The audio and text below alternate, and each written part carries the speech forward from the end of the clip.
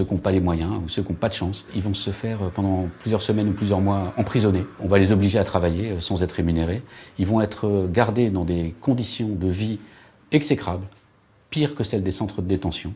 Et un nombre assez important d'entre eux vont mourir. Tout ce passage-là dans le désert avant d'arriver sur la côte est assez mal connu. Mais les indications qu'on a pour l'instant semblent montrer qu'il y a au moins autant de morts dans le désert que sur la Méditerranée.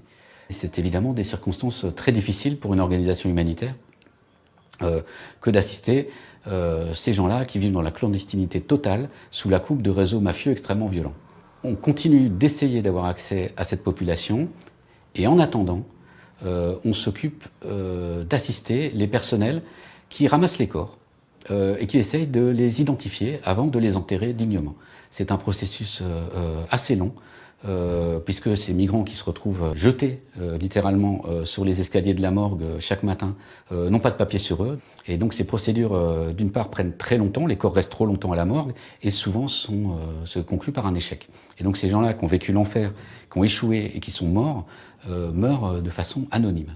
On veut s'occuper des morts pour augmenter les chances de ces pauvres gens qui ont tout tenté pour rejoindre l'Europe et qui ont échoué, qui sont morts dans le désert, pour augmenter les chances que leur nom soit connu, qu'ils ne meurent pas totalement anonymes et qu'ils disparaissent pas dans les vents du désert, comme ça, que leur sort soit connu de leur famille, de leurs autorités et de l'humanité au sens large. L'idée que des populations importantes disparaissent de la Terre sans que leur nom n'apparaisse plus jamais, c'est quelque chose qui heurte mon sens de l'humanitaire.